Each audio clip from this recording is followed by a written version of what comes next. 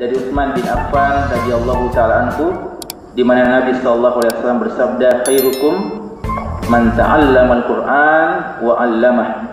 Sebaik-baik kalian adalah yang mengajarkan Al-Qur'an dan yang belajar, ta'allam wa 'allam, dan mengajarkannya.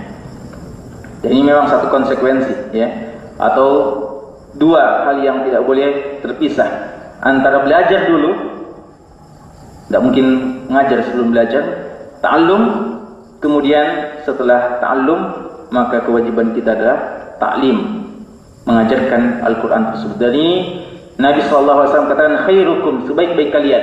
Walaupun kita mesti memahami hadis-hadis yang semacam ini yang mengatakan khairukum, itu sifatnya tidaklah secara mutlak, karena kata-kata khairukum ini disebutkan oleh Nabi SAW dalam banyak kesempatan.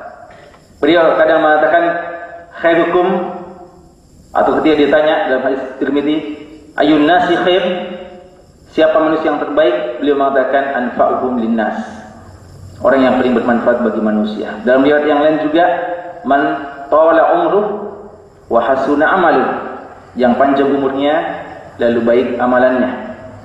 Dan banyak hal yang seperti ini, khairukum khairukum khairukum, khairukum khairukum li ahli wa ana khairukum li ahli. Sebaik-baik kalian yang paling baik hubungannya atau muamalahnya dengan keluarganya, dan saya adalah orang yang terbaik dengan keluarga saya.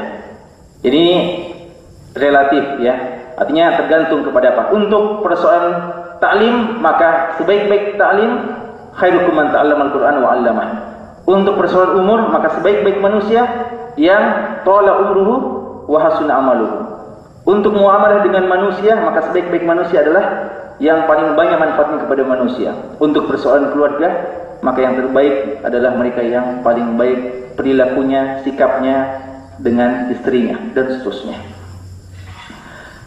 Abu Abdurrahman As-Sulami, tabi'in yang meriwayatkan hadis ini, beliau mengatakan hadis inilah, ya, ketika beliau meriwayatkan dari Utsman bin Affan radhiyallahu anhu, beliau mengatakan hadis inilah yang menjadikan saya bersabar untuk puluhan tahun mengajarkan Al-Quran, bermajlis untuk sabar mengajarkan Al-Quran. Dan dikatakan beliau mengajarkan Al-Quran ini duduk bermajlis hanya sekadar mengajarkan Al-Quran sejak zaman Utsman bin Affan sampai zamannya Hajjaj bin Yusuf Al-Thaqafi. Ya, apa yang membuat beliau begitu sabar untuk ta'limul Quran? Jawabannya hadis ini yang beliau riwayatkan dari Utsman bin Affan, yang Utsman bin Affan radhiyallahu anhu meriwayatkan dari Rasulullah sallallahu alaihi wasallam.